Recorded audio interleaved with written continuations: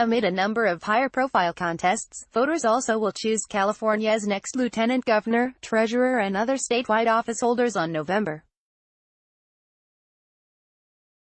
6. Some of them are real battles. The race for superintendent of public education is shaping up to be an expensive showdown between unions and charter school advocates. In the contest for Attorney General, appointed incumbent Democrat Xavier Becerra faces statewide voters for the first time, hoping to hold on to his seat against a GOP challenger. Either candidate running for insurance commissioner will make history with a win. While the races for governor and senator are drawing most of the attention, read more about the Senate race here and the governor's race here. These down-ballot offices are important both for the jobs themselves and for the launching pad they offer, as Lt. Governor Gavin Newsom and former Attorney General and Secretary of State Jerry Brown can attest. Lieutenant Governor California Lieutenant Governor candidates Ed Hernandez, left, and Eleni Kounalakis. And Chu, Bay Area News Group. The contest is a Democrat-on-Democrat matchup after no Republican finished in the top two spots during the June primary. Eleni Kounalakis, a former diplomat, and Ed Hernandez, a state senator, advanced after raising substantial money to get their names in front of voters as they seek to replace Gavin Newsom, who is running for governor. Although the job holds some real power, its main importance seems to be as a step to higher office. The lieutenant governor serves as a University of California regent, a California State University trustee and as a state lands commissioner overseeing conservation and public access. The lieutenant also acts as governor when the top executive is away. Both candidates say they want to lower college costs, and both oppose oil drilling off the California coast. If elected, Kounalakis would be the first woman to hold the position. She emphasizes her background as a developer and former ambassador to Hungary. Kounalakis vows to fight sexual harassment in workplaces, hold perpetrators accountable and ensure women receive equal pay for equal work. Hernandez, chair of the Senate Health Committee, authored a bill increasing transparency around drug pricing last year. It passed over opposition from pharmaceutical companies. He also had a hand in passing laws to protect access to clean air and water, increase funding for schools and career education programs, and provide 1 year of free community college. He says he wants to protect against sexual harassment, hold abusers accountable and remove offenders from office. Read our recommendation on how to vote here. Insurance Commissioner candidates Ricardo Lara, left, and Steve Poizner, file photo and Michael Maloney, Bay Area News Group, either Republican turned independent Steve Poizner or Democratic Sen. Ricardo Lara will break ground for a California statewide office. Poizner, a former insurance commissioner, would be the first independent to win such an election, and Lara would be the first openly gay statewide office holder. The Department of Insurance enforces insurance laws, licenses and regulates companies and investigates fraud.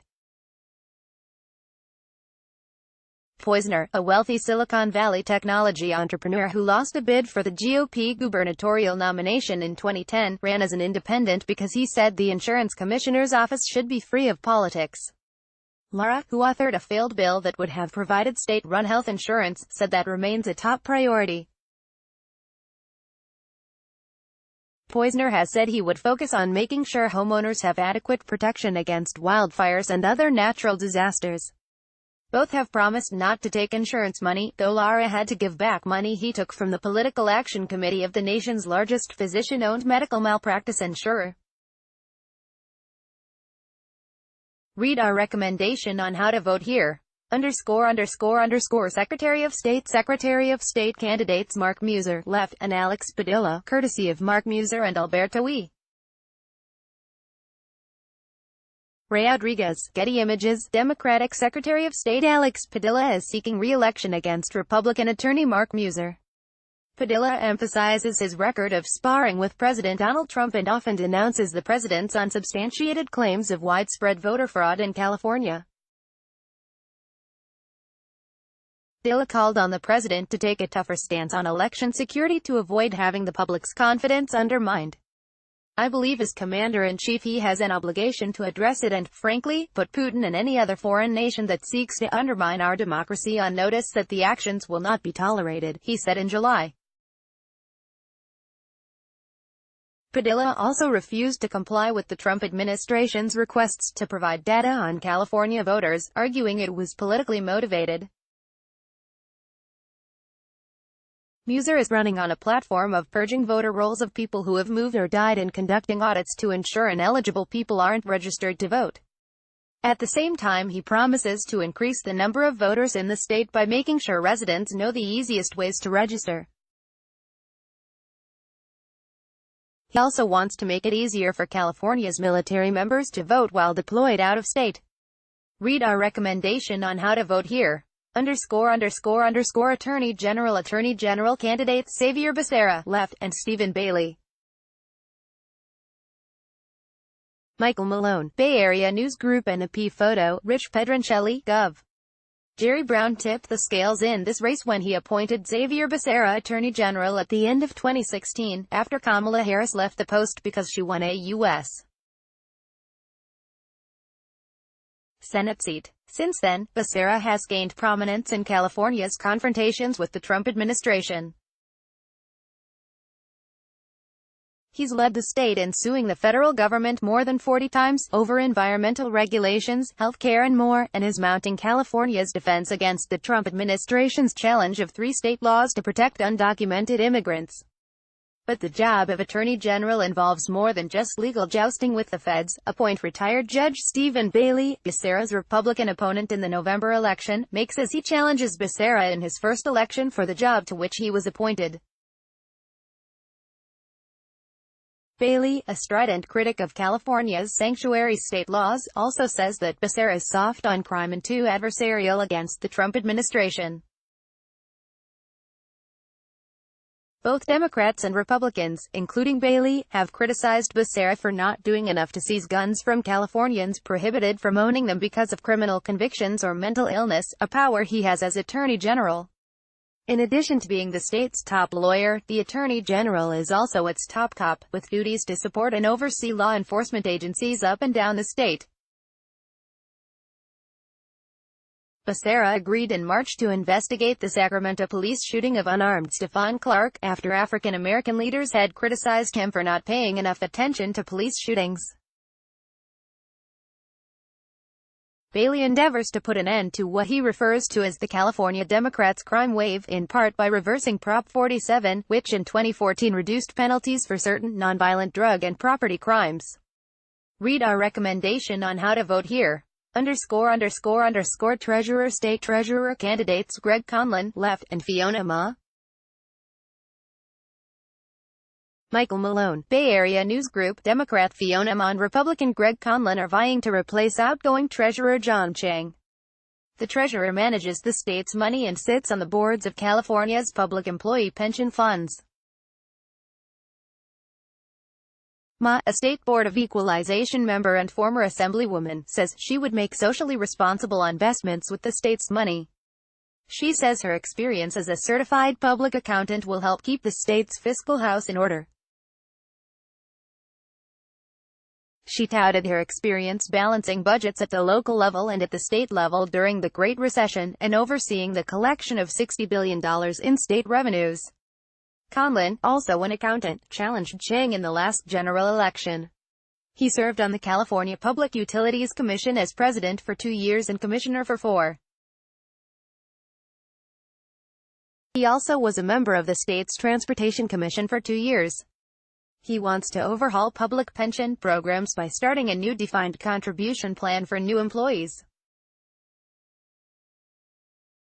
He promises to eliminate the $800 minimum state franchise income tax to help startup corporations. Read our recommendation on how to vote here. Controller State Controller candidates Betty T. left, and Konstantinos Rhoditis. Anda Chu, Bay Area News Group and file photo, Democrat Betty Yee faces Republican Konstantinos Rhoditis in her re-election campaign. The California Controller serves as the state's top accountant and audits various state programs. The Controller sits on several state boards and the State Lands Commission. Reditis says he would advocate cutting government spending and auditing high-speed rail, a project Republicans frequently criticize because of rising costs.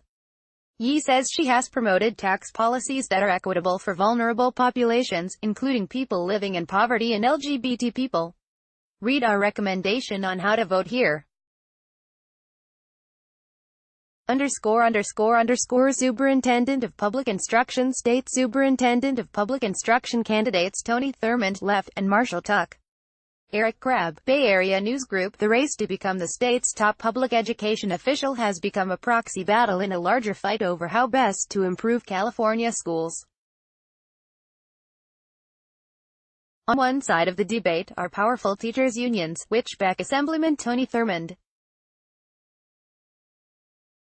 On the other side are wealthy charter school and education reform proponents, which support former Los Angeles school executive Marshall Tuck. Thurmond has stressed his opposition to the Trump administration's education agenda, including proposals to transfer money from traditional public schools to charters. Tuck has emphasized giving families a choice in the schools their children attend, including nonprofit charter schools. His donors include charter school advocates such as Netflix CEO Reed Hastings and former New York Mayor Michael Bloomberg. Tuck ran for the seat unsuccessfully in 2014. Incumbent Tom Torlakson beat him with union backing.